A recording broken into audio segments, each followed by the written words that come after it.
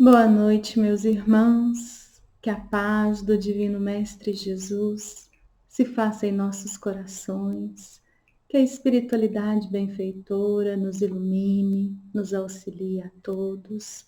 E é sempre uma alegria muito grande estudarmos o Livro dos Espíritos, essa obra que nos traz todos os fundamentos da doutrina espírita e que, além de tanto conhecimento, é uma leitura também interessante, esclarecedora, em que Kardec faz tantos questionamentos em que a gente pode perceber a inteligência, a superioridade do nosso codificador. E quem responde são os espíritos superiores. Dando continuidade ao estudo, nós estamos no terceiro capítulo de O Livro dos Espíritos, que é o capítulo que trata do retorno do espírito, da vida corpórea para a vida espiritual. Quando a gente fala terceiro capítulo da segunda parte, só lembrando que o Livro dos Espíritos ele foi dividido em 4 partes ou 4 livros. Então nós estamos na segunda. E hoje nós vamos estudar as questões de número 154 a 162, que vai nos trazer o assunto que é a separação do corpo e da alma. Em outras palavras, separação do corpo e da alma, na realidade, nós vamos estudar nestas questões a desencarnação, a volta do nosso. A gente pode falar da alma, porque é o espírito encarnado, mas quando desencarnar, é o espírito que está retornando à pátria espiritual. Viemos de lá e para lá iremos voltar. E é interessante que quando a gente fala em desencarnação, existe uma obra que é um verdadeiro tratado de desencarnação, que é a obra O Céu e o Inferno. Nessa obra, além do procedimento, vamos dizer assim, do que acontece durante todo o processo da desencarnação, nós vamos ter, na segunda parte desse livro, o relato dos espíritos, contando como que foi a desencarnação e o mais interessante, como que foi chegar ao plano espiritual. O que a gente vai perceber é que cada um vai retornar à pátria espiritual em condições diferentes. E a gente já vai adiantando que são condições ligadas à nossa moralidade, ao nosso conhecimento também. Mas se temos o conhecimento e esse conhecimento não floresce em obras, então às vezes o retorno não é tão feliz como nós queremos. E nesse livro, Allan Kardec ele fala algo muito interessante. E antes de nós entrarmos, na fala de Kardec, nós então vamos fazer a nossa oração para iniciarmos de fato o estudo desta noite. E vamos pensando em Jesus, sentindo a sua paz, deixando a sua luz nos envolver. Vamos rogar a Ti, Mestre, que assista a cada um de nós, que possa retirar dos corações tanta ansiedade, tanto medo, e que o Senhor possa acender esta chama da fé, da esperança, da alegria, e que nós possamos ter em Ti, Mestre, a luz que ilumina o nosso caminho. E assim lhe rogamos que através dos Teus benfeitores espirituais, que abençoe a cada um de nós o nosso estudo, que possamos aqui compreender a desencarnação e nos sentirmos consolados por todos esses irmãos que já partiram, em especial nesse 1 ano e pouco em que tantos foram aqueles que retornaram por esta pandemia. Abençoe a todos e derrama, Mestre, o bálsamo salutar do teu amor. Assim seja. E agora sim, entrando já no nosso estudo, lembrando que nós estamos com o livro nas mãos, né? A gente faz sempre um estudo, a gente sempre faz a leitura das perguntas, das respostas. Hoje nós buscamos trazer nos slides esses questionamentos, mas voltando ali ao que Kardec disse no livro Céu e Inferno, abre aspas, ele fala que a intuição nos diz que a morte não é a última etapa da existência. E aqueles a quem nós sofremos a saudade, nós temos lá no nosso íntimo que não partiram para sempre. Quando nós falamos em morte, principalmente quando perdemos entes amados, queridos, o que nós podemos perceber é que a ignorância do que vem a ser o fenômeno da morte, ou a dúvida que muitas vezes nós carregamos se esses ensinamentos, se existe essa vida após morte, quanto mais dúvida, mais desesperadora é a dor da saudade. E sempre que nós vamos abordar a morte, nós gostamos muito de uma história contada por Richard Simonetti no livro Quem Tem Medo da Morte. Ele conta que um homem saiu do trabalho, ia retornar para sua casa e ele tinha que passar por um caminho, por um pedaço, uma estrada que era muito assim, deserto. Ali havia muitos assaltos, então sempre criava muita ansiedade passar por ali. E nessa noite era uma noite sem luar, uma noite que não tinham estrelas, estava muito escuro. E ele então, andando ali, entrando nesse caminho, ele começa a ouvir passos o seguindo. Ele apertou o passo e percebeu que quem estava atrás também apertou o passo. Já começou a ficar com muito medo. E ele então começa a correr. Quando ele corre, mesmo olhando para trás, ele não enxerga nada. E aquilo que o estava seguindo, ou aquela pessoa, ou aqueles bandidos, que nessa hora a gente só pensa coisa ruim mesmo, também estava correndo. E ele então, com muito medo, ele corre até um poste de luz. E ali, quando ele olha novamente, ele percebe que era um animal que estava seguindo, um velho burrinho que gostava de seguir as pessoas. E ali debaixo daquele poste vem o alívio. Graças a Deus não era uma situação em que ele estava em perigo.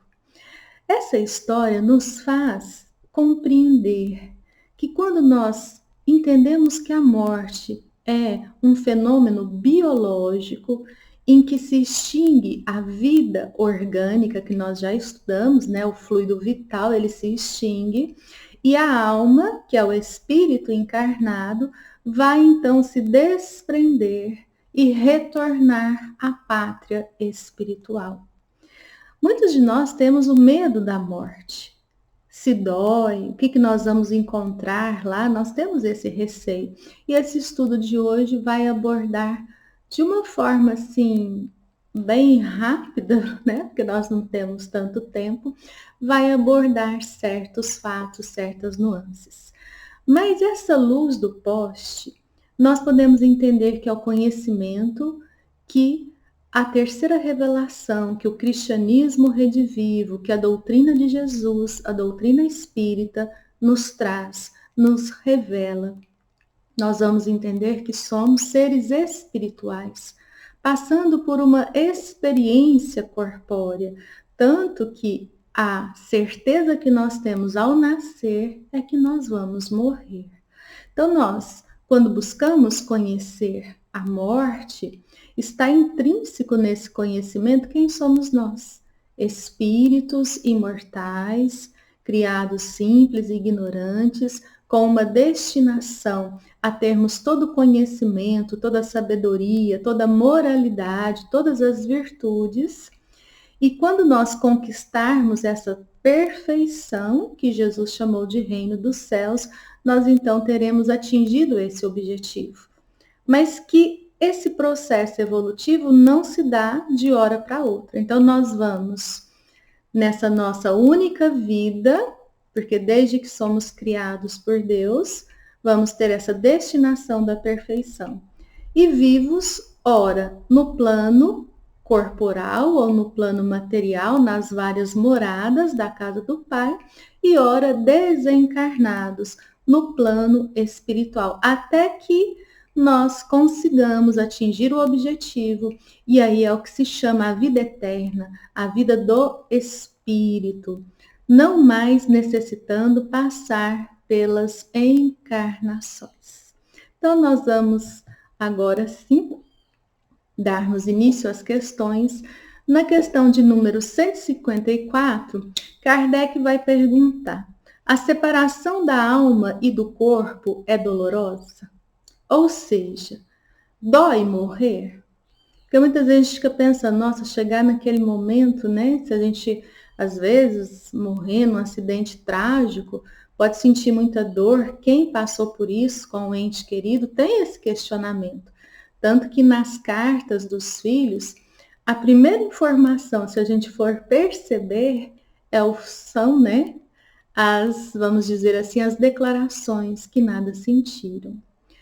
Mas se nós observarmos ali as expressões, as diferenças, mortes tão tranquilas e outras em que a gente vê a agonia, as contorções, nós podemos entender que as mortes, né, que esse processo, essa desencarnação, ela não é igual para todos. Só que são sensações da alma. Aqui o que Kardec está perguntando é se dói, ele está perguntando da dor física, se dói morrer. E a resposta dos espíritos superiores é: não, o corpo frequentemente sofre mais durante a vida que no momento da morte. Neste, a alma nada sente. O sofrimento que às vezes se provam no momento da morte são um prazer para o espírito que vê chegar o fim de seu exílio. Então, o que a gente pode entender aqui? Que ao longo da existência, nós sentimos muito mais dores do que nesse momento da morte, nesse momento da desencarnação. A dor em si, a gente vai perceber durante esse estudo que não deve ser a nossa preocupação. A nossa preocupação deve ser mais voltada com o nosso modo de viver a experiência corpórea, o bem que nós praticamos, as orações que nós dedicamos ao Pai.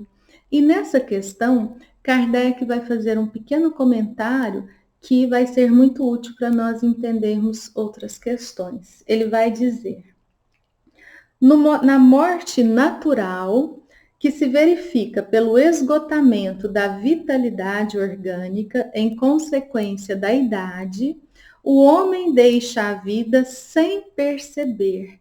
É uma lâmpada que se apaga por falta de energia. Então, aqui Kardec está falando da morte natural. Então, nós temos aqui, vamos dizer assim, um prazo de validade.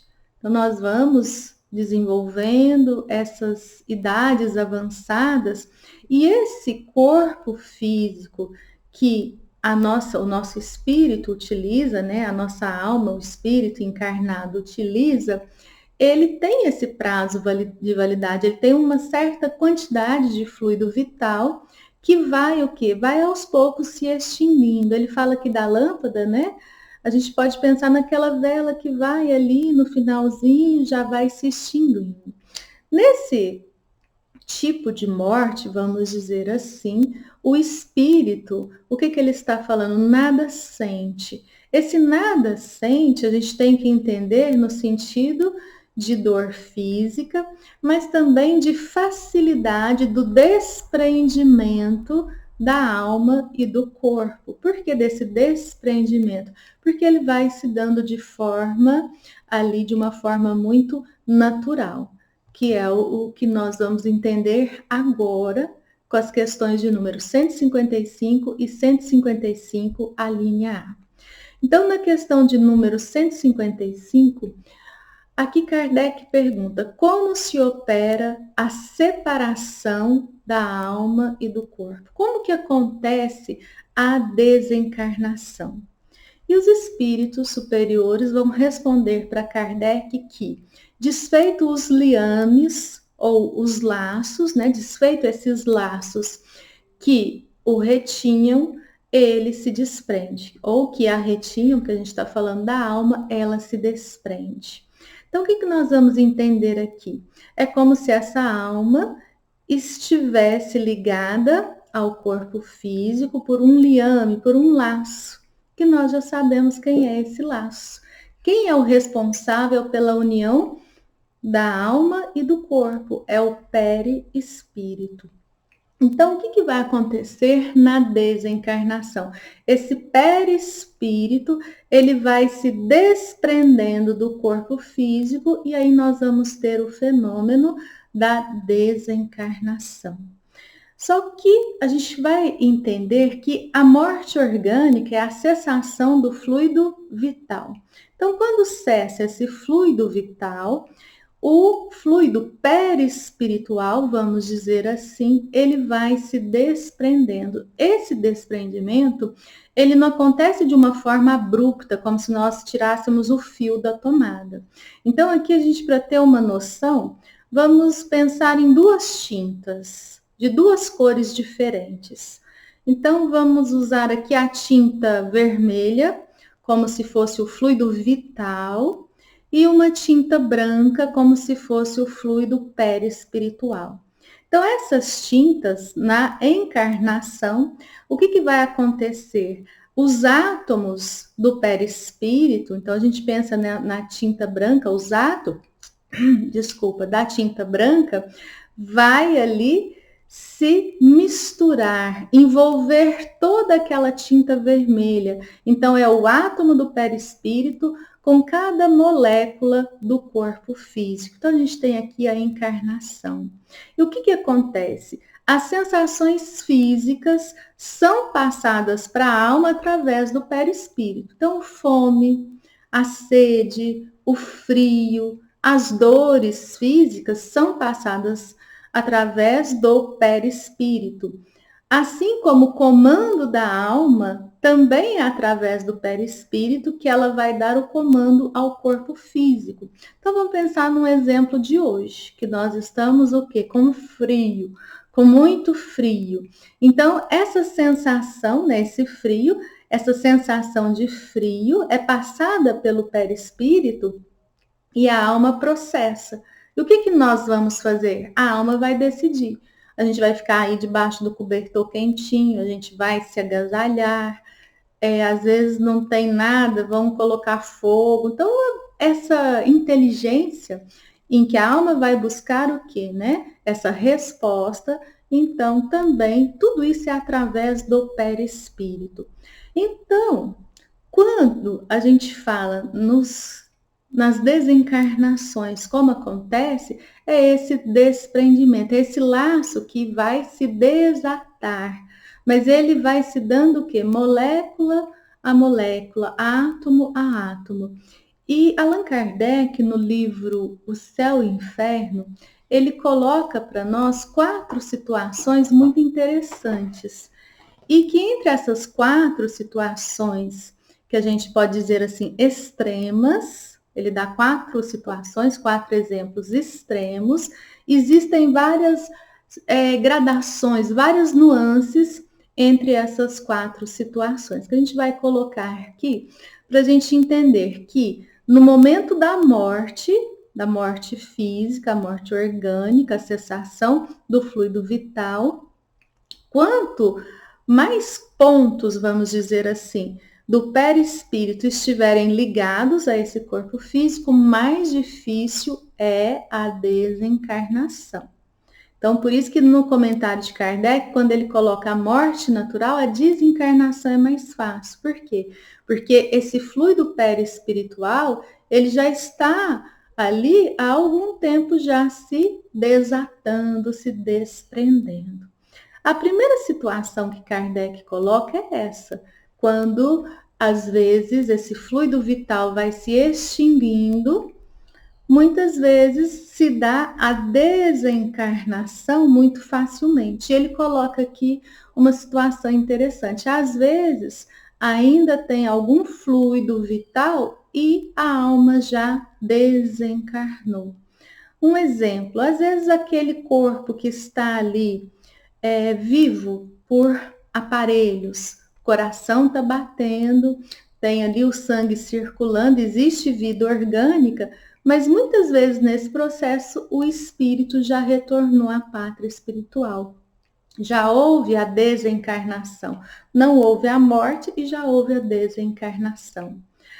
A segunda situação que Kardec coloca são situações onde nós estamos com toda a potência do fluido vital, esse perispírito está totalmente ali envolvido, aquelas duas tintas estão bem misturadinhas ali, e acontece muito, né, nos acidentes, acontece um acidente, e aí é de maneira abrupta que se rompe o quê? Esse fluido vital. Então, de uma hora para outra, extingue-se o fluido vital. A desencarnação, ela vai ter mais dificuldade, no sentido que vai ser um processo mais difícil, mas vai acontecer, claro, a desencarnação. Aqui tem exemplos interessantes de espíritos que estão no plano espiritual, mas que se percebem encarnados. Quando vê ali, né, o perispírito, porque na morte o que retorna ao plano espiritual é o espírito envolvido no perispírito. O perispírito está sempre ali envolvendo, né, o espírito, a alma. Então, muitos têm o quê? A sensação de que permanecem vivos. A terceira situação são processos em que nós temos, por exemplo, doenças graves, que também já vai afrouxando esses laços. Então, o desprendimento é mais facilitado. E a quarta situação, que é a situação que é mais difícil, que é mais triste, são aquelas situações onde já não existe vida orgânica, já houve a morte, mas a alma continua ligada a esse corpo físico.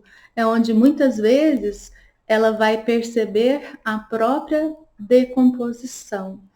Isso acontece quando o espírito é muito apegado à matéria. Então, quando a gente fala nesse tipo, né, de desencarnação, que é mais difícil, e nós vamos ver que Kardec, depois ele vai comentar, que pode durar dias, meses e até anos, ele vai ter esse comentário. Então, a gente percebe como que é difícil a desencarnação. Então, já houve a morte física e a desencarnação, ela é dificultada. Quando a gente fala nesse tipo, todo mundo pensa no suicídio, como se o suicida passasse por isso. Não é verdade.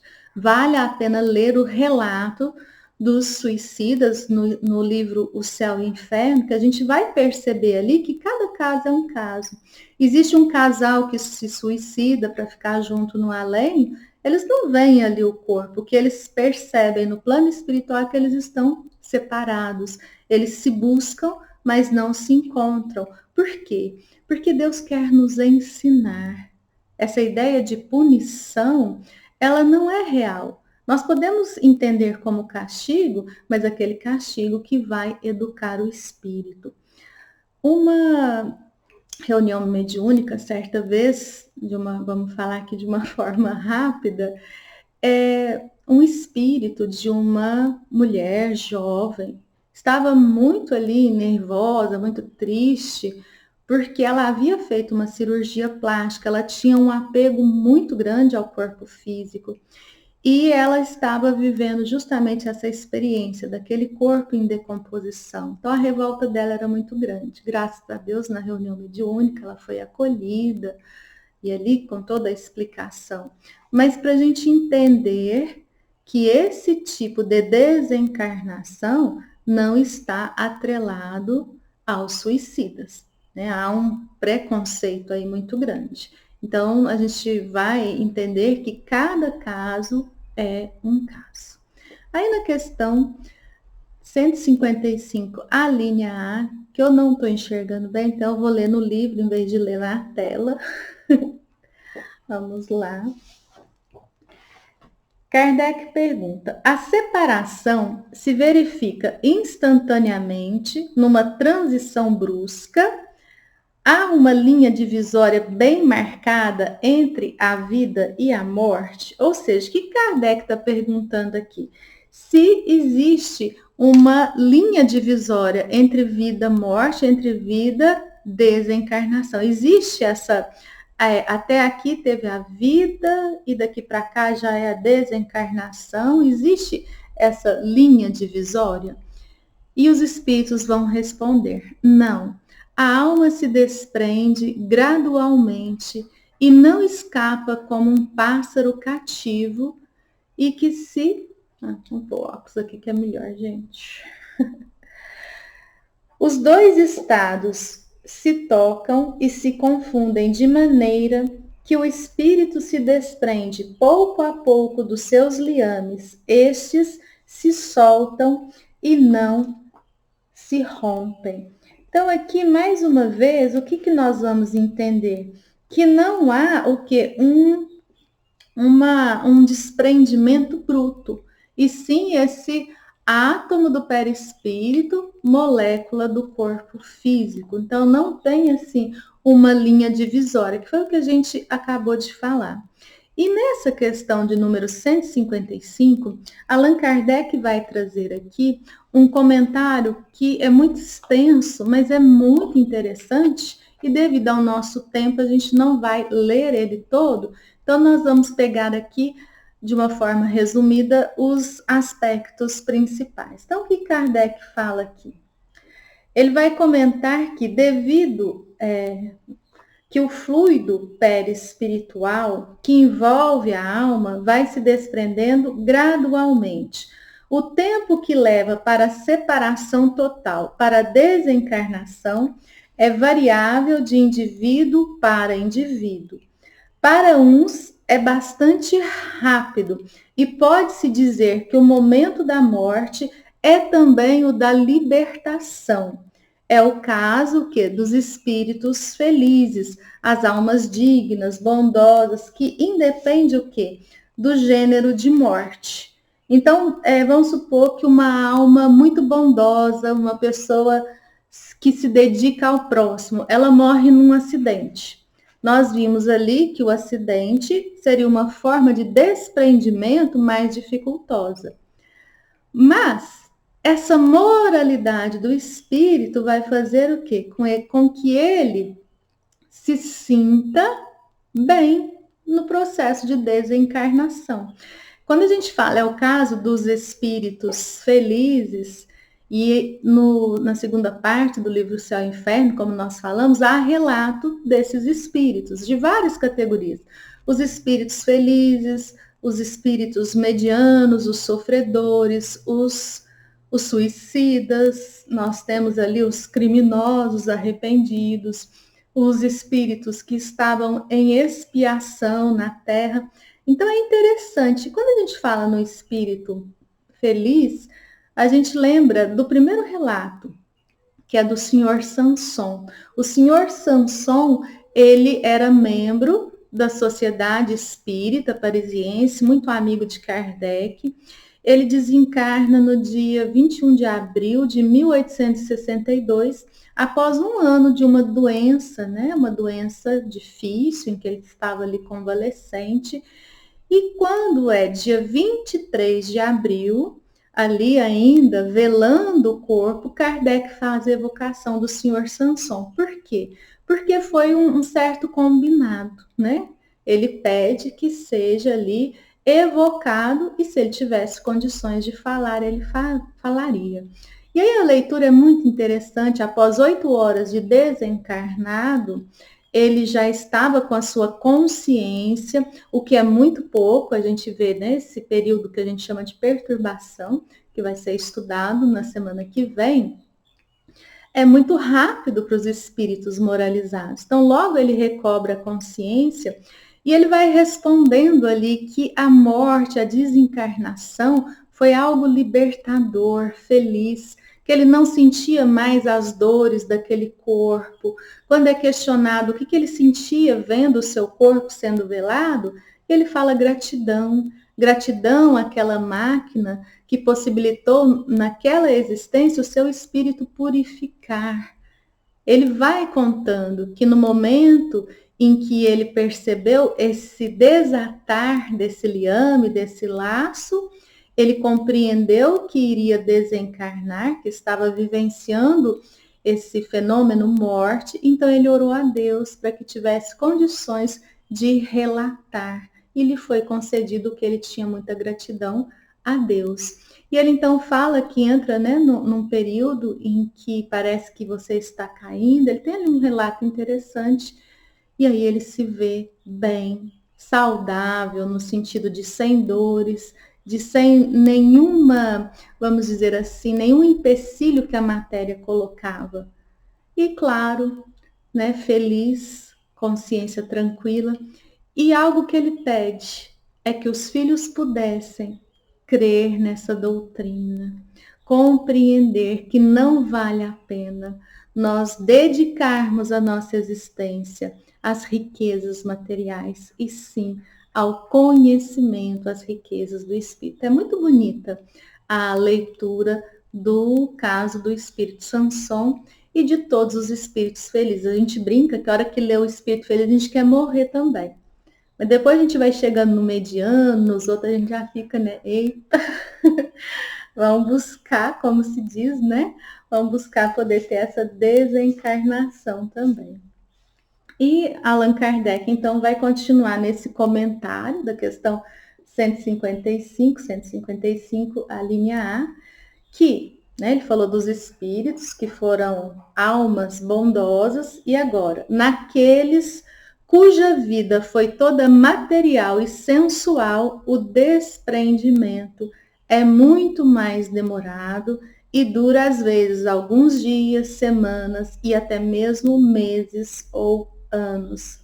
Isso ocorre pela afinidade entre o corpo e o espírito.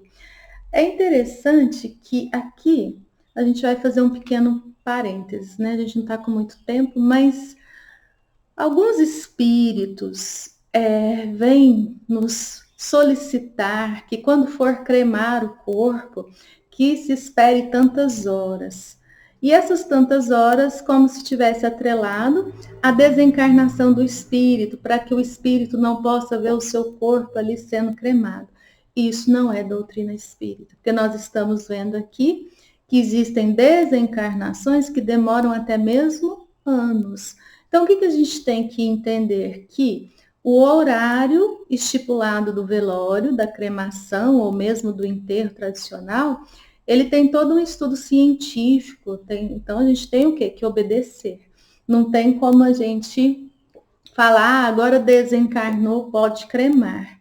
Então, isso não é doutrina espírita.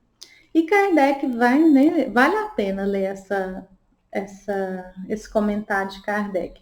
Ele vai, então, afirmar que a atividade intelectual e moral, a elevação dos pensamentos, operam um começo de desprendimento, mesmo durante a vida corpórea, e quando a morte chega, é quase instantâneo. O que Kardec está falando aqui para nós?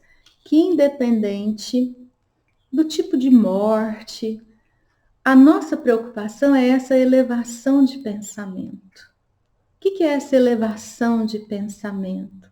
É quando nós buscamos agir no bem. É quando nós buscamos agir dentro da lei de amor do Pai.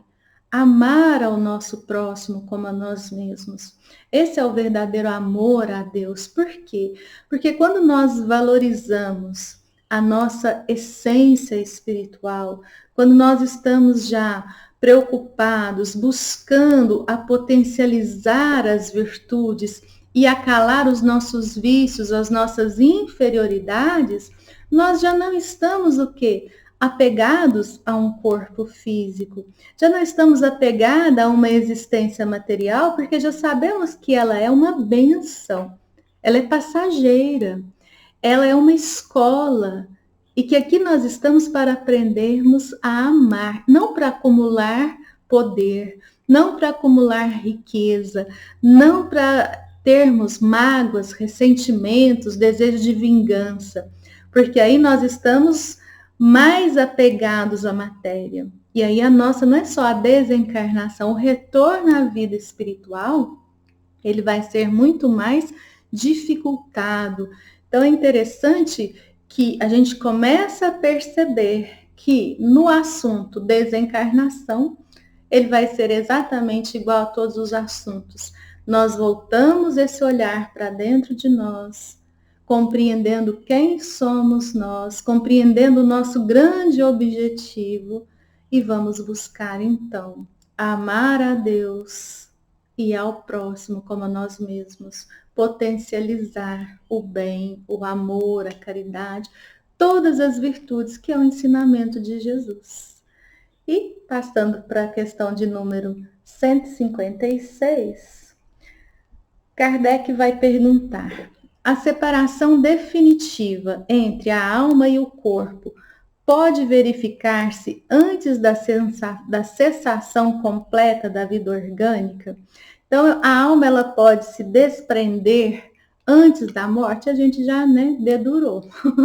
A gente já adiantou que sim.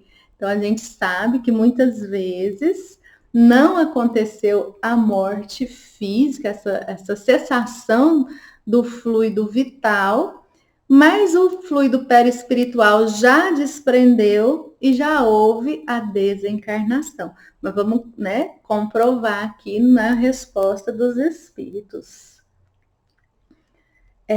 Vamos lá.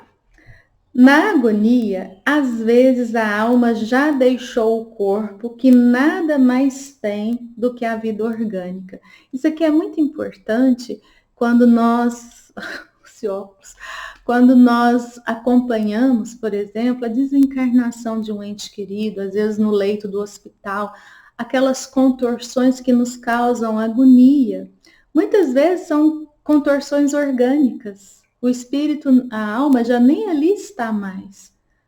Agora, muitas vezes pode ser que o espírito, sim, ele esteja num sofrimento.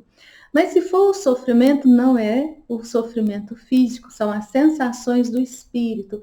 Às vezes ele pode estar expiando. Existem expiações que se dão no momento da morte. Muitas vezes passa ali pela consciência do espírito, que a gente fala, passa um filme. Não é 100% assim, mas alguns espíritos vão perceber ali uma linha do tempo dessa existência e o que é importante, às vezes retornam ao plano espiritual arrependidos, o que já é um benefício muito grande. Então, nessas contorções, pode ser sim o caso de contorções puramente físicas. O homem não tem mais consciência de si mesmo e, não obstante, ainda lhe resta um sopro de vida. O corpo é uma máquina que o coração põe em movimento. Ele se mantém enquanto o coração lhe fizer circular o sangue pelas veias e, para isso, não necessita da alma. Então, aqui é interessante a gente entender que muitas vezes, às vezes ali na morte cerebral, pode ser que o espírito esteja encarnado ainda, pode ser que ele já tenha o quê? Desencarnado. E aqui um outro assunto, que a gente não vai falar muito, que não é o assunto, mas é onde entra a eutanásia. Então, quando a gente vê aquele sofrimento e a gente quer acabar com o sofrimento, muitas vezes a pessoa ali, o familiar, ele tem uma intenção amorosa. Mas o que o Espiritismo esclarece é que tudo que nos acontece tem utilidade para o espírito. Então, ao invés da eutanásia, que é a cessação da vida, ao invés da distanásia, que é o prolongamento, o que é correto é a ortotanásia, a boa morte. É você dar suporte para que essa vida se extinga e que esse espírito possa vivenciar, sim, a sua desencarnação, porque essa desencarnação vai nos trazer muitos ensinamentos. E passando agora para de número 157, no momento da morte, a alma tem às vezes uma aspiração ou êxtase que lhe faz entrever o mundo para o qual regressa, ou seja, a alma tem essa compreensão que está deixando a existência física e retornando à pátria espiritual. Então aqui a questão é, a gente tem essa consciência, a gente viu que o Samson teve uma certa consciência, ele teve ali uma perturbação. Então o que os espíritos respondem? Uma pálida, a alma sente muitas vezes que se quebram os liames que aprendem ao corpo e então emprega todos os seus esforços para os romper de uma vez. Já parcialmente separada da matéria, vê o futuro desenrolar-se ante ela e goza por antecipação do estado de espírito. Então, conforme a moralidade, que foi o que a gente falou do espírito Samson, sim, né? Ele já teve ali uma certa consciência, outros não. Aí é o estado de perturbação.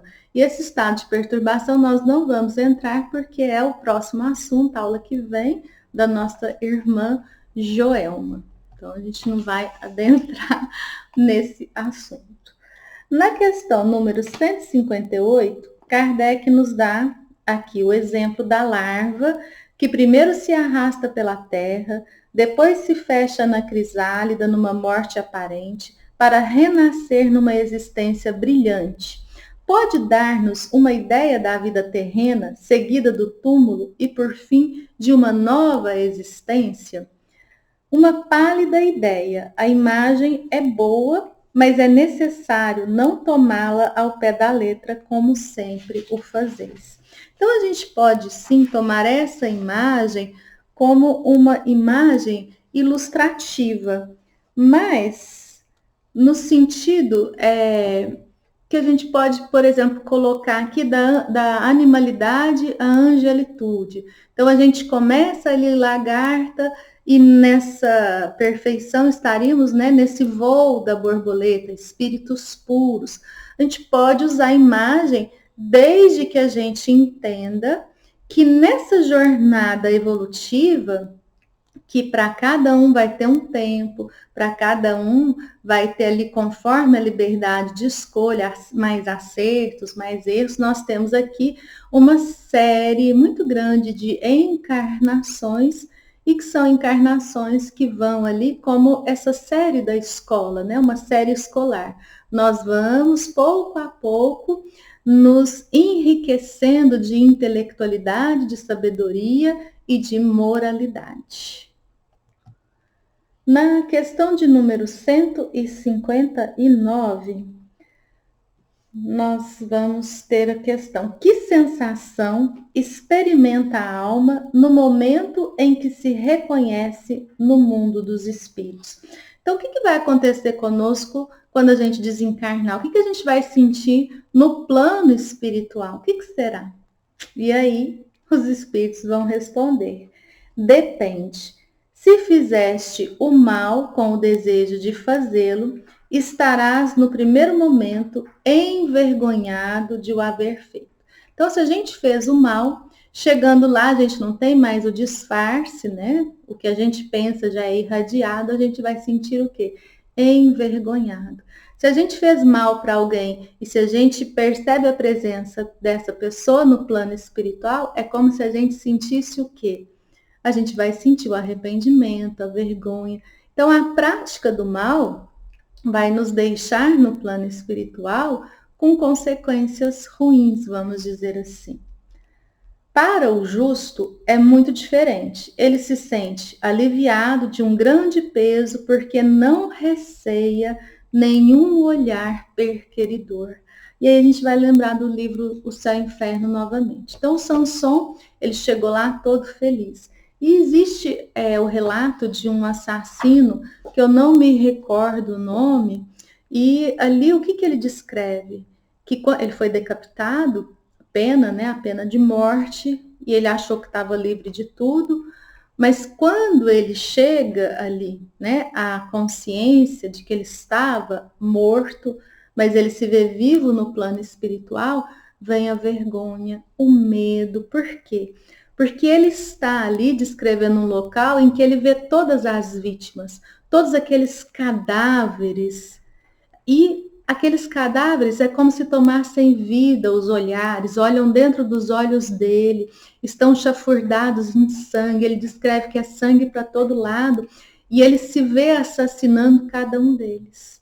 Então essa é uma descrição que muito triste, e ela é tão contundente para o espírito que ele pede ajuda. Isso na reunião ali na Sociedade Parisiense. Ele pede orações, ele pede auxílio para sair daquela situação. E é claro que ele vai ser auxiliado. Arrependido verdadeiramente vai ter a oportunidade de expiar o seu erro e de reparar o seu erro. Então essa questão, ela tem que ser o quê? Depende. Então, dependendo do jeito que nós estamos experienciando a vida na matéria, nós vamos retornar e vamos ter a consequência no plano espiritual. Então a gente pode ir de consciência tranquila, de consciência mais, né, pesada, aí é com a gente. Ah, eu tô com a consciência pesada. Então a gente pode arrepender desde já, reparar os nossos erros, pedirmos perdão, fazermos melhor. A doutrina espírita ela é muito otimista. Então vamos pensar, né, uma pessoa que fez o aborto, muitos atendimentos, a pessoa fez o aborto, ela está arrependida, ela pode se dedicar às crianças, ela pode dedicar todo o bem a esse espírito que ela não aceitou. Então sempre é o caminho do amor. O amor cobre a multidão dos pecados. É isso que tem que ficar muito fixo em nós. E o que deve ser retirado de nós é o nosso julgamento, esse atirar de pedras, que a gente atira pedra para todo lado, né? A gente julga o outro e a gente esquece que vamos também ser julgados. E mais, com a mesma medida que nós julgamos. Interessante, né? Então, agora na questão de número 160, o espírito encontra imediatamente aqueles que conheceu na terra e que morreram antes dele? É interessante porque essa, sem dúvida, é a pergunta que mais é realizada. Quando a gente tem alguém que parte para a pátria espiritual, qual que é a nossa, né? Aquilo que a gente quer saber, será que a gente vai encontrar essa pessoa de novo? Será que quando eu desencarnar eu vou ver de novo? E os espíritos superiores respondem: sim, segundo a feição que tenham mantido reciprocamente. Quase sempre são eles o vêm receber na sua volta ao mundo dos espíritos e o ajudam a se libertar das faixas da matéria. Vê também a muitos que havia perdido de vista durante a passagem pela terra. Vê os que estão na erraticidade, bem como os que se encontram encarnados que vai visitar. Então, desencarnados, nós vamos sim reencontrar as pessoas que nós amamos. Provavelmente serão elas que virão nos receber. Isso é algo que é real, é algo que conforta o nosso coração. Mas aqui também não é sempre assim. Depende das nossas atitudes. Porque existe o caso de um suicídio no livro Céu e Inferno, em que um jovem de 21 anos, doente, ele chega à beira da morte, se despede da mãe, abraça a mãe e a mãe fala para ele: logo estarei contigo, meu filho. E ali aquele jovem morre, e quando ocorre a morte do filho, eles vão buscar a mãe e ela havia se suicidado no celeiro. É muito grande o caso, mas assim, a evocação do filho, ele está ali triste Por quê? Porque era uma boa mãe. Foi um ato de desespero. E que logo ela iria desencarnar e ele iria buscá-la. Mas com o suicídio, com a transgressão à lei de Deus, ele ainda não tinha permissão de vê-la e nem ela de vê-lo. Na evocação dessa mãe, a dor dela era não achar o filho, que Deus não era Deus das mães, que ela o havia gerado 9 meses. É um relato de muita dor. Mas aí ela percebe o seu erro. Então a gente vê aqui a grandeza desses relatos, como que nos ensinam, como que enriquecem a nossa vida. É na questão de 161. Em caso de morte violenta e acidental, quando os órgãos ainda não se enfraqueceram em consequência da idade ou das moléstias, a separação da alma e a cessação da vida ocorrem simultaneamente? Geralmente assim é, mas em todos os casos, muito breve é um instante que medeia entre uma e outra. Então aqui a gente já falou dos acidentes, é uma separação mais difícil, por quê? Porque o fluido perispiritual está todo envolto nesse fluido vital.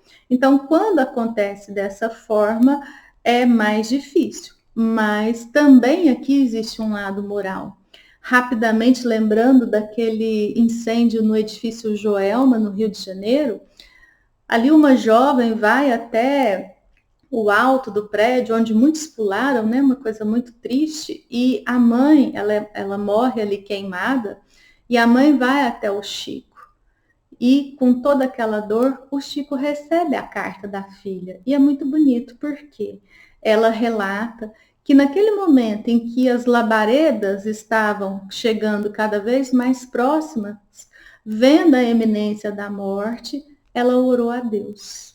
E quando ela orou a Deus, é como se ela adormecesse e depois ela desperta. Então, mesmo sendo um acidente, a gente não sabe aqui o tempo de perturbação, mas ela não sofreu.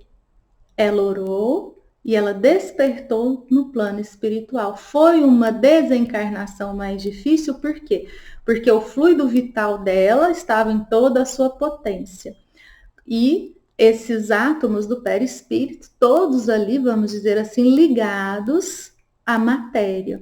Mas o que ela relata é uma oração, como se adormecesse, e um despertar. Por quê? Porque está ligado à bondade, está ligado à forma como nós vivemos essa existência. Por isso, meus irmãos, a gente tem que valorizar. E agora, finalizando com a última questão, é uma questão que vai falar da decapitação. Após a decapitação, por exemplo, o homem conserva por alguns instantes a consciência de si mesmo.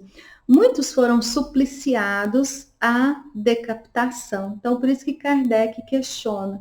E ali também, quando rolava, né, a cabeça, as pessoas viam ali que a face se contorcia, parecia que aquela pessoa queria expressar, falar algo.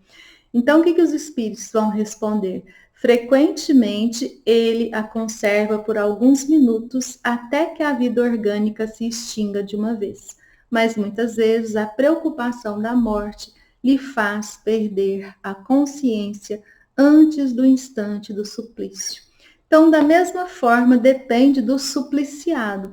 No livro Céu e Inferno tem um assassino também, que ele foi condenado à decapitação, e ele conta ali pormenorizadamente o que acontece com ele. Então, a vontade, às vezes, né, do ódio, às vezes se expressa ali, mas é uma coisa muito rápida. Rapidamente vem também essa perturbação. E a gente já tá passando muito do nosso tempo, então a gente vai terminar rogando a Jesus que nos abençoe a todos, que fluidifique as águas colocadas, que elas se transformem num bálsamo salutar, e que esse conhecimento, Senhor, da desencarnação, nos traga ânimo, coragem para vivermos essa encarnação seguindo os teus ensinamentos, enriquecendo a nossa alma